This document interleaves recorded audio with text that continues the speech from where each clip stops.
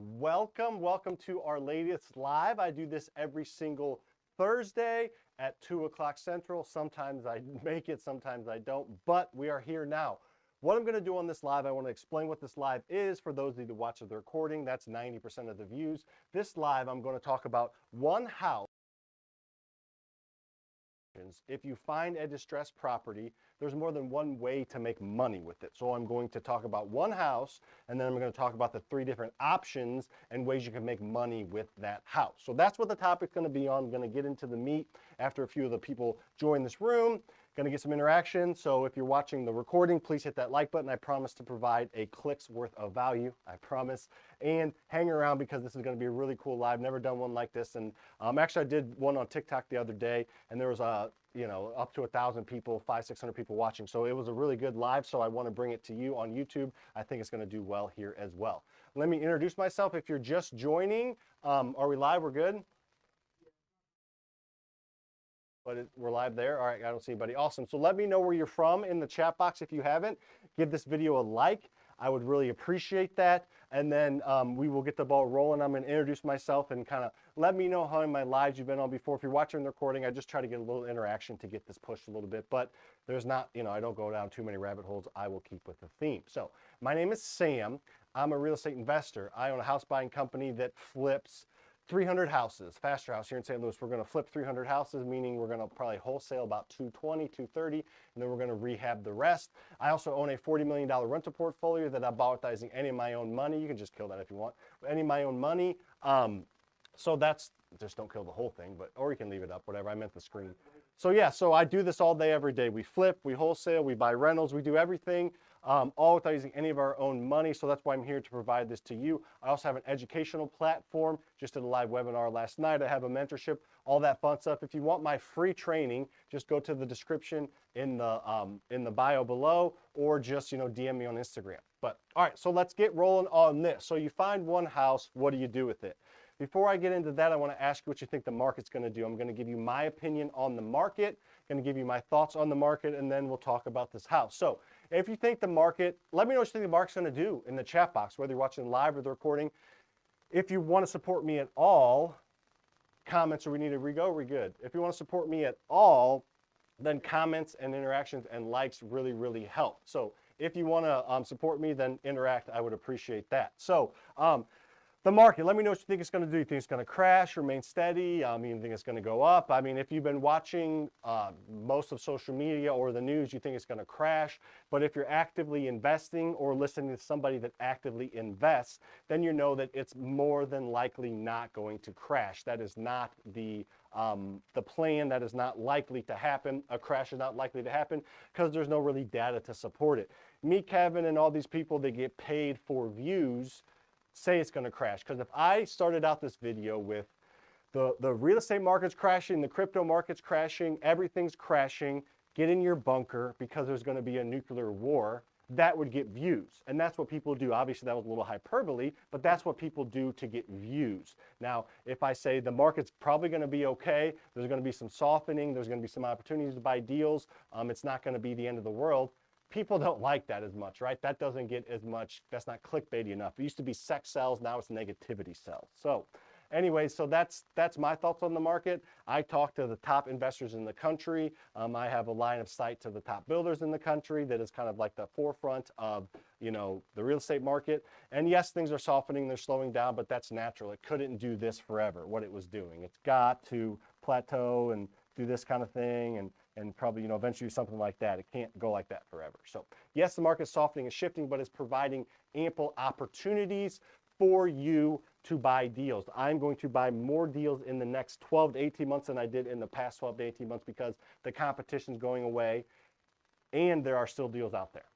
There's always going to be deals. There's always going to be distressed properties. People are always going to get divorced. People are always going to go through bankruptcy. People are always going to unfortunately pass away. There's always going to be reasons to find distressed properties, and this is the way to do that. So share this live with anybody who knows interest in real estate investing. Hit that like button. Let me know where you're from. Let me know how many lives you've been on before. What's going on, David? I'll give you a shout out. What's going on, Mr. Patel? All right, here we go. let's talk about this one house. Now, there's one house, a distressed property that you have the opportunity to buy, right? Distressed property, you have the opportunity to buy this house for $150,000. Awesome. Is it a good deal? Is it not? What do you do with it? Here's your options. All right, so option one when you find this distressed property is wholesaling. If you know what wholesaling is, throw it in the chat box. What's going on? Jay Jonesy, you knucklehead. It's up there, not here. All right, so the first option on this $150,000 distressed property, and the numbers don't really matter. It's all about the process. So the first option is to wholesale, or as my friend Dusty would say, wholesale. So who on here has ever wholesaled a property, understands what wholesaling is? I'm going to explain it up here, but wholesaling is a great way to invest in real estate if you don't have any money, don't have any credit, and don't want to take any risk. That is kind of the genesis to wholesaling real estate. Of course, it helps to have money. Of course, it helps to have credit. And of course, it helps to be willing to take a risk, but you do not need to do that if you want to wholesale real estate. So let's talk about wholesaling. Let me give you this distressed one house example. So here's what real estate investing is at its core, is distressed property, fix up, make nice, and then sell or rent to make money, right? That's what real estate investing is at its core. However, wholesaling is living inside the transaction. Let's walk through this deal, and I'm going to walk through it through the eyes of a wholesaler. We're a wholesaler for the next couple minutes. So you find a property, you get it under contract to purchase for $150,000. And if you're just joining me, we're going to wholesale about 225 houses this year. So I know I'm talking about, and you know, wholesaling is a great thing to do if you do think the market's going to shift more than it probably is. This is a good way to hedge that. So you got this under contract on day one, today. You got it under contract to purchase on day one for $150,000. The contract states that in 45 days, you're going to close and the seller is going to get paid $150,000. That's all written in the contract. But what also is written in the contract is, and should be, a contingency, a 14-day contingency that allows you to not go forward on the property if you don't sell it. It can be a financial contingency. It can be a banking contingency. It can be a partner approval. Whatever you want, get a 14-day contingency in there that the seller knows about. A transparent contingency, as I like to call it. Make sure they know about it. It's pretty easy sell. If you give them the numbers that they want on the property, it's a pretty easy sell to, hey, give me 14 days to make sure this deal is going to go through. If not, you're no worse off than you were a couple weeks ago. So sometime in that period, you sell that to a real estate investor, somebody that has money, because you don't have money, you don't want to use your own money. Like this video if you have it in the chat box, I'd appreciate it. You sell it for $175,000, right? Awesome. So you sell it, and let's say you sell it on day 10. Awesome, great. You give them the contract, you assign it to them, that sheet of paper, you sold that sheet of paper basically for $175,000. And then on closing day, on day 45, the person you sold the house to is legally binded to close, and they are going to pay the seller, the buyer of the house, going to pay the seller $150,000. And you, in this example, maybe minus fees if you double close, but if you wholesaled it and assigned it, you will get paid exactly $25,000. And that's probably the national wholesale fee. Like, these things don't fall off of trees, don't get it twisted. But like that, don't get it twisted, Dakota. That was kind of that's not your line. I've been saying that for you since before you were born, you little shit. All right, anyways, $125,000 is probably the national average wholesale fee. If you work your butt off, you can probably do 3 or 4 of these a year, so you can make an extra $100,000, but that's going to require probably 15 to 20 hours a month. So I'm not talking 100 hours a week, but just a little extra time and energy and effort, and following me on all my platforms, TikTok, YouTube, Instagram, will help you with that. But this is a wholesale deal. You didn't use any money or credit because you're not the one closing. The money and the credit came from the buyer who's buying the distressed house from you. Everybody wins. The seller wins. You didn't twist their arm. They wanted $150,000 for the distressed property. They know that it's not in great shape. They know that they're happy with that number. So they're happy. You should be happy you made $25,000 for just like kind of connecting the dots. You didn't actually do anything physically to the property. And then the buyer should be happy because they got a property again that works for them at that price. They're going to fix it up and sell it or rent it, whatever they're going to do. Everybody wins in this situation, and wholesaling is a vital part of the real estate entire industry. If there weren't wholesalers around, there would be a lot rougher areas. Wholesalers kind of get ahead of, you know, a neighborhood that has a couple rough houses in it. Wholesalers find them, they sell them, they get them fixed up before they really deteriorate and affect the whole property or affect the whole neighborhood. So that is wholesaling. That's your first option with that same $150,000 sad house. Now, your second option, I'm saving the third one for the last. Third is last, where it's been a long day. Dakota kept me up partying last night. But I did have some doubles last night at the bar with Matt. Double Tito's. And that right there has vanilla cake flavored vodka in it and club soda, and it's disgusting. I tried drinking it. Oh, it tastes like, I'll leave that alone. All right, here we go. All right, so we're going to get into how to buy rentals using other people's money with this $150,000 property, but let's get into fix and flip next. This one's pretty easy. So this one is fix and flip. So it's the same $150,000 sad house, apparently the roof, but $150,000 house. You bought it, and instead of wholesaling it for 25 grand, you're going to keep it and fix it and flip it. So let's say that it needs $50,000 worth of work. So you need 50 grand. So to buy it and fix it up, you need $200,000. Now you can use your own money, but more than likely you should use a private money lender or a hard money lender. Thanks for the views. Hit the like button if you haven't and share this live. Let me know where you're from in the chat box. I can see the chat box. I'll give you a shout out. Promise to provide good information here. All right, watching the recording. Thanks for still being here. So you can use a hard money lender. This is a company that you can hire or bring on that will lend you money. The whole purpose of that company is to lend money. Got one coming out soon that I'll talk about, not right now. And also, if you're an agent, just opened up a brokerage, so the Faster Freedom Brokerage. So message me on Instagram. I'll send you information on that if you want to be a part of my team. So anyways, $200,000 you can borrow from a hard money lender or a private money lender. I can go into details in the Q&A session. We're doing Q&A at the end. But for this purpose, let's just stick with private lenders. And I have like 7 videos on private lenders on here on YouTube. So borrow $200,000 from a private lender. You buy the house, you fix it up, you make it nice. Now it's a nice property, and in order to make money, you sell it. So I'm going to keep it simple, but $200,000, you owe them money after you sell it. So you sell this property for, let's say, $275,000. Here is, you know, you're going to get, the title company will get a check. You know, they're going to do it all online for $275,000. They're going to know about the private lender. So here's kind of what that closing statement will look like. $275,000, and then minus out the realtor fees. If you're not an agent, if you're not part of my team or not an agent, you're going to pay about 6% on that. What's 6% of 275, Dakota? That's probably like 14, 15 grand, 275. Nobody tell me where they're from in the chat box. Throw that in there. Wow, that scared people. That little side thing I did, it went from like 20 to 12. All right, all right, so minus $16,000 about for RE fees. Maybe we should go live on taking Instagram before, because there was like 40 or 50 people last time, wasn't there? I know, you're good. I mean, it's fine for now. So realtor fees is 16 grand. You're going to have to pay back the person you borrowed the money from. They're 200 grand. Get ready to do the math on this one, do money. But then you're going to have to pay them 10, 15% annualized. So let's say for this deal, you did it in 6 months and you know, they made 15 grand. So after all of that, here is what your profit is. You know, that's probably going to be like a little less than 50 grand maybe. We're doing the math here. You can do the math in the chat box if you'd like. What do we got here, you think? Roundabout? Minus 15,000. So there'll be other little fees in there and closing fees, but in 43. So 43K-ish. So you made 43 grand minus plus or minus a little bit, and you didn't use any of your own money. The private lender is happy. He, you know, made 15 grand profit on his $200,000 investment. You did the work, you fixed it up, you hired out whatever, you know, realtor, you can be your own agent if you want or have somebody else represent it.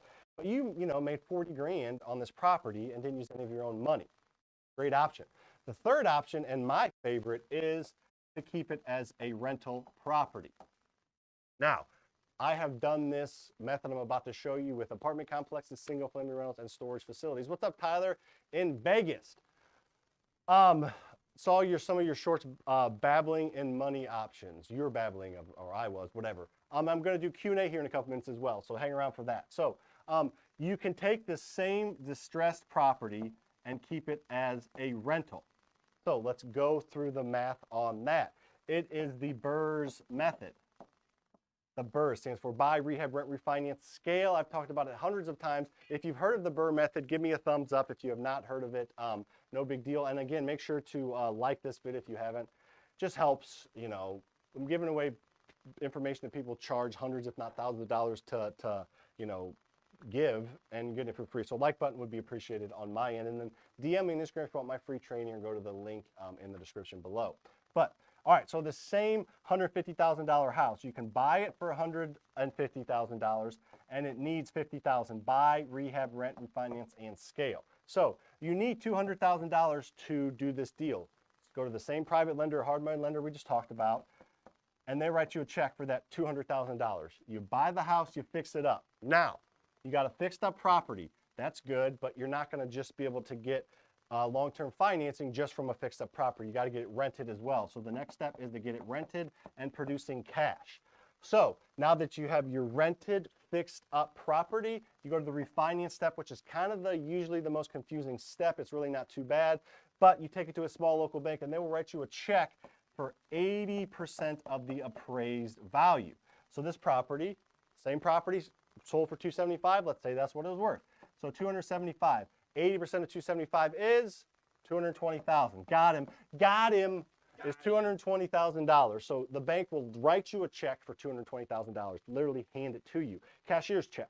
Now, obviously you owe your private lender $200, and let's say made that same 15 grand. So you wrote him a check back for $215. He wrote you a check for $200. So he made $15,000 without doing anything. Same with the fix and flip, but this is a rental. And these usually happen quicker because you get it refinanced right away as opposed to put it on the market, have it sit there for a while, 45-day close, all that kind of thing. So this can happen quicker usually. So if you're paying attention and doing math, which Jade never does, you made $5 grand of tax-free money. It's tax-free because it's debt. You could either have a $215,000 loan, or you could have a $220,000 loan and take home $5 grand of tax-free money. Now, you owe the bank 220 grand, but you owe them that in the form of a mortgage over 25 years, maybe 30 years at a low percentage. So the rent is going to cover your mortgage and all owning expenses. And then you get cash flow. So let's not even worry about the cash flow, $200-300 a month. But let's talk about this. The property's worth $275, you owe $220. Very, very conservatively, in 20 years from now, it's going to be worth it's probably going to double. Real estate usually doubles every 20 years. But let's say it didn't quite double. So it is worth $475,000 conservatively.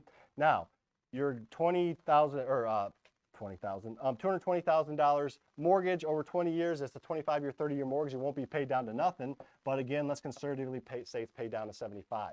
So you have $400,000 in equity plus $200-300 a month cash flow, all in one house. Now, if you want to get rich tomorrow, that's not your plan. But if you want to get rich for sure, let's say you do that times 10 properties. So that's $400,000 on one property. Let's say you did it 10 times. What's 400,000 times 10? That's $4 million. You are literally a multi-millionaire because of real estate and doing this 10 times. That's it.